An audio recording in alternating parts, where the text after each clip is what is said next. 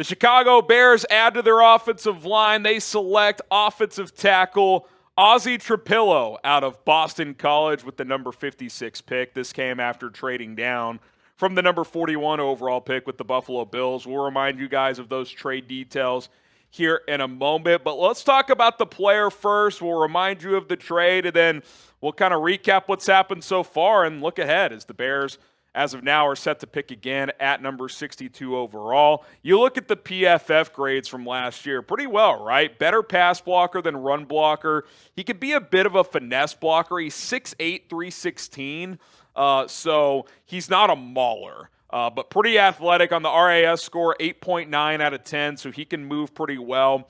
Intriguing in the sense that in 2022, he was Boston College's starting left tackle. The last 2 years, he's been their starting right tackle. So he's played both spots, but the last 2 years he's played right tackle. And it is noteworthy, I do want to point this out, that Daniel Jeremiah on the NFL Network broadcast said he views him as a plug-and-play right tackle. So it'll be interesting to see, does he enter the left tackle competition? Is he their swing tackle? Is there a world where Ryan Poles, Ben Johnson, they consider flipping Darnell Wright from right to left tackle? We'll see how they put it all together as they'll try to get their best five on the field. We know who four of the starters are. That left tackle spot's the open spot right now with Braxton Jones coming back from injury. Good technique guy. He's a little stiff in the hips. That's something Jeremiah mentioned as well. Again, not the strongest guy. He's more of a finesse technician guy.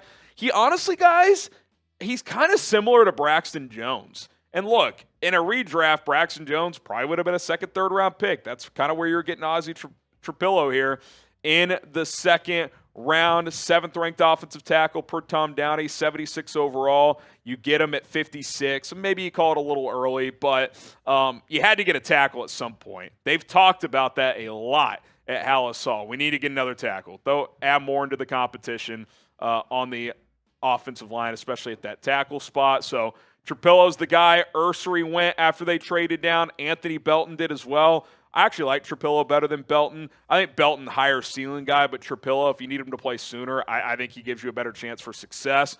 How would you guys grade the pick? A, B, C, D, or F? I'd probably go like B, B minus.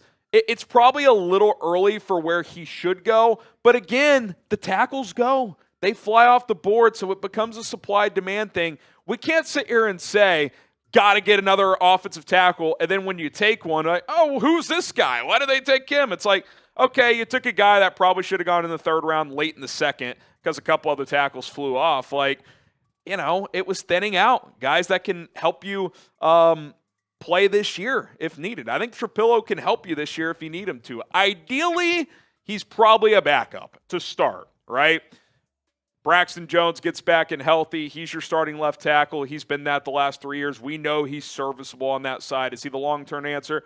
To be determined. You got Joe Tooney at left guard. You feel really good about that. You got Drew Dahlman at center. You feel good about that. You've got Jonah Jackson at right guard. If he could stay healthy, he's been with Ben Johnson before and had a lot of success.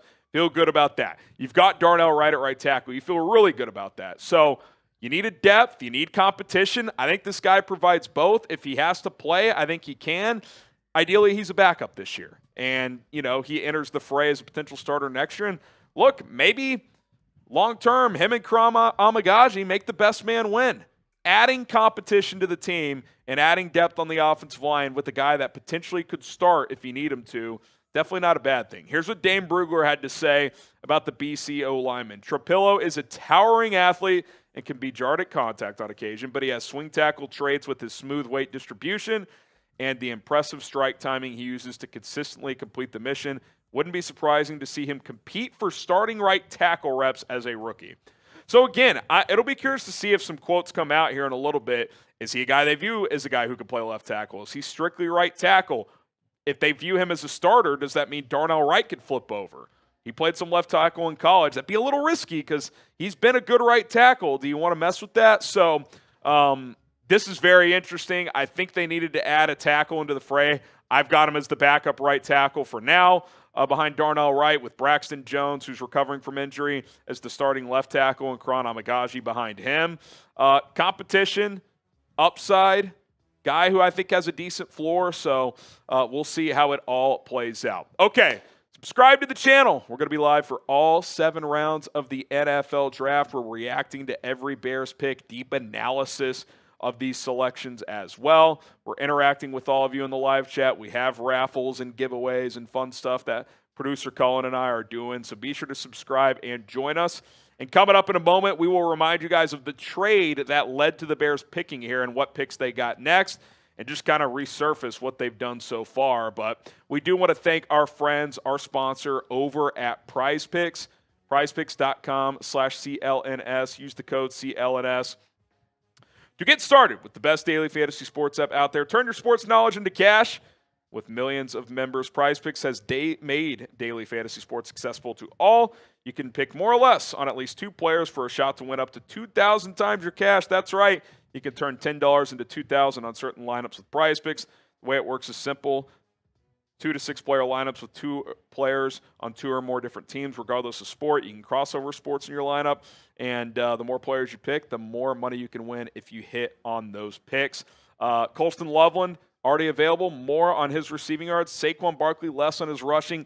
Typically, when a running back goes nuclear with a lot of touches, they kind of revert back to the mean the next year. So I think he's got the less on 1449.5 rushing yards. 10 to win 30 on that entry, 3x. But again, you can get up to 2,000x on certain lineups. Sign up today and get $50 instantly when you play for just $5. You don't even need to win that lineup to get the $50 bonus. It's guaranteed. PrizePicks.com/CLNS.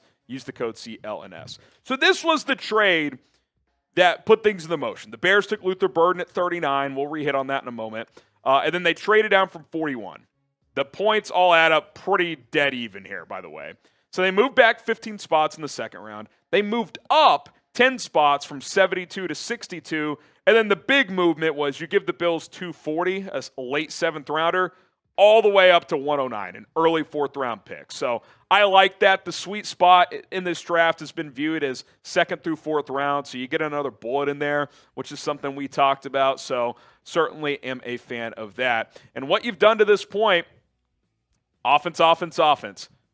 Ben Johnson, build around Caleb Williams. Like that's what you're doing. Colston Loveland, dynamic receiving tight end, only 21 years old. Luther Burden, juice. That is the word I would use to describe him. He is electric with the ball in his hands. And Ozzy Trapilo, probably more of a high floor, lower ceiling pick, but a guy who gives you flexibility on the offensive line. He can play right tackle if you need him to in a pinch.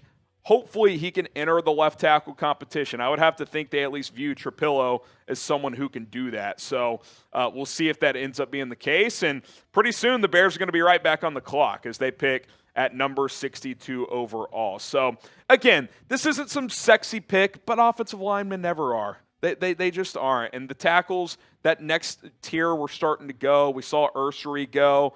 We saw Anthony Belton go. Trapilo's right in that Belton range, although I like Trapilo a little more, but I do think Belton might be more of a left tackle. So, again, we'll see how the puzzle pieces come together there. B- wasn't a best player available situation, which I think they had done through 2 picks. Now it's like, hey, we got a supply-demand issue at offensive tackle. Let's go ahead and knock that bullet out with Ozzy Trapilo.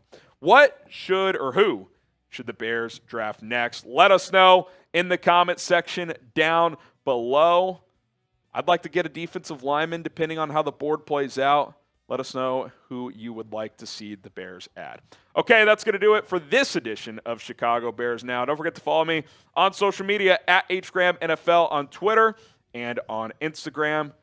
We're tweeting, posting in real time when the Bears make these moves. We're live on YouTube throughout the entire NFL draft, so if you're not watching this video live, join our live stream. We're having a blast. See you over there.